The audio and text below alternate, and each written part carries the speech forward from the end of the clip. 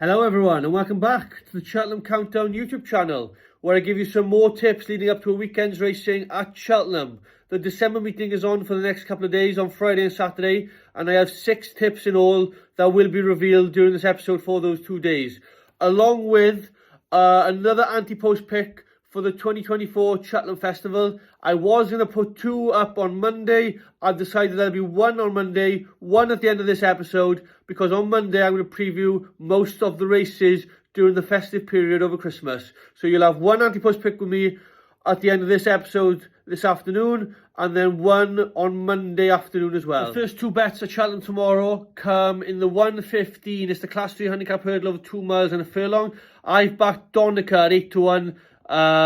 Trained by Nigel Hawke, ridden by David Noonan. He will be well handicapped for the race tomorrow. He lost at the November meeting, finishing second to a well handicapped Nicky Henderson horse on the day. So he ran well that day. I think he's gone up a few pounds. It shouldn't matter tomorrow. I think he'll go well. My second bet is Cepage in the Veterans Chase, who I backed on Monday afternoon at 14-1. Now into 6-1 in some firms.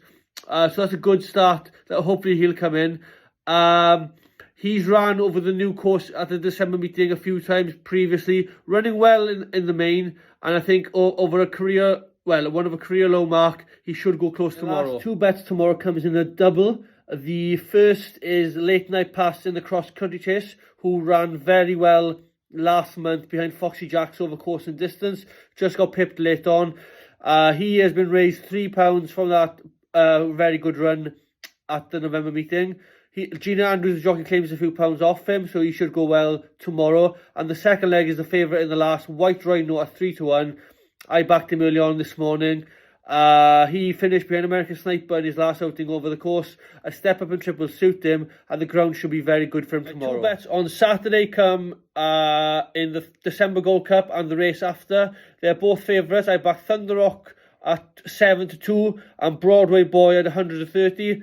Thunder Rock jumped fantastically well at Carlisle last time out over 2.5 miles. I think the new course will suit him perfectly down to a T on Saturday. And Broadway Boy made all in his race last time out at the November meeting. They're all my 6 tips at Cheltenham for the next couple of days. And remember, my nap is Cepage in the Veterans Chase tomorrow at 2:25 over 2.5 miles. Think he'll go very well. Like I said, I backed him on Monday afternoon at 14-1. He's now into 6-1. Now, it's time for my 5th Antepost pick for the 2024 Cheltenham Festival. I will remind you all shortly of who I've originally backed as my first 4 Antepost picks, and then give you an outline of my 5th selection afterwards. So my first Antepost pick was Love Envoi at 12-1 for the Mares Hurdle. My second selection was Letsbeclearaboutit at 25-1 for the National Chase, which doesn't look particularly good at the moment. My third Antepost pick was my captain selection in Allaho at 7-1 for the Ryanair Chase. And my 4th selection was Harmonya Maker at 20-1 for the Mares Chase. I'll write all these down in the description at the end of the video, so you're all aware of who I've originally backed for the Cheltenham Festival. So originally on Twitter, I had an idea that I would put 2 up on Monday afternoon, my 2 next Antepost selections, number 5 and 6 for the Cheltenham Festival. I had a look at the markets earlier this afternoon, and I found a horse in a novice hurdle market that I really liked the look of. Now, bearing in mind, I only actually had 1 in mind on Monday who I was going to put up, so I needed to find another one to join my second selection on Monday. I have 1 ready for Monday and I have 1 ready for now. So my 5th selection right now will come in the Albert Bartlett Novices Hurdle. Like I said, I had a look at the novice hurdle markets. They're all quite competitive at the moment, I believe, especially the Supreme and the Ballymore. So I'm trying to avoid them races at the moment until things get a bit more clearer in the latter stages of the season. I do believe the Albert Bartlett race has some horses at high prices that may go to the race and will be a lot shorter come the day. So my official 5th Antepost selection for the Cheltenham Festival in March is Lecky Watson at 25-1 for the Albert Bartlett. I find betting on novice hurdle races at the Cheltenham Festival notoriously difficult. especially this time of year, if you want to really have an early Antepost bet on a novice hurdle race at the Cheltenham Festival, it's going to be quite tough. You're going to have a judgment call and an understanding whether you think a horse will go to a Supreme over 2 miles, a Ballymore over 2.5, or an Albert Bartlett over 3 miles.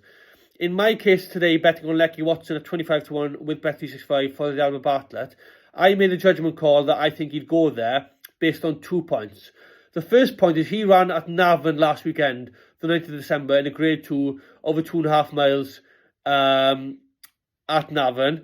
He finished second behind Slade Steel that day. Now, Slade Steel, trained by Henry de Bromhead, is touted to become a top Ballymore horse come March. And I feel that if Lecky Watson wants to reverse the form with him, and he has to beat a few novice hurdlers from the Willie Mullins stable, he'll find it very, very difficult. So I think a step up in trip for the Albert Bartlett would be much to his liking. Now, the reason I say that as well is because he won his maiden hurdle at the start of the season over 2 miles, 7 furlongs at Thurles on soft ground. He did win that day, like I said, suggesting he liked the undulating track Thurles has and the galloping track and the straight it has at the end. The Cheltenham course and the Albert Bartlett course, the new course at Cheltenham on the Friday, is similar to an extent like the Thurles straight. It's a long galloping test, that last straight, the Albert Bartlett course, and I think Lecky Watson will be suited by that. He finished 4th in the bumper last season at the Cheltenham Festival as well, suggesting he does like the course, even though it was on the old course, he does like running at Cheltenham. His other races have always been below 2 miles or less, although he did have one race at Punchestone at the end of the season, which he didn't perform at. It was a long, hard season for him, finishing, I think it was 5th over 2.5 miles at Punchestone, at the Punchestone Festival. So the step up in trip is key for him, I think, especially after winning at Thurles. You can really sense he appreciated and excelled with the step up in trip. So I backed him today, 25 to 1, for the Albert Bartlett. The route I think Lecky Watson will head down towards the Albert Bartlett at the Cheltenham Festival. He may run in the Nathaniel and Lacey at the Dublin Racing Festival. It's usually the first race there of the festival at Leopardstown. He may have a run before then at Christmas. I doubt it though, because he does hold an entry in the Lawlers and Nace over 2.5 miles. That's a Grade 1. So he may run there and then the Nathaniel and Lacey perhaps. But I hope all roads then lead to the Albert Bartlett. He's good enough to run there, I think. And like I said, the race will suit him, in my opinion, with a step up in trip. Join me on Monday, like I said earlier in the video, for my 6th Antepost selection, along with some previews, tips, and who I'll be looking out for over the festive period over Christmas in some Grade 1 races in the UK and Ireland. But until then, I must say thank you very much for all the support I've had on this channel. The views, the subscriptions, the likes has been very, very much appreciated. And I hope you all enjoyed Cheltenham on Friday and Saturday for some good racing at Cheltenham. Before then, and like I said, join me on Monday. But thank you very much for watching, and I'll see you all Monday. Thank you.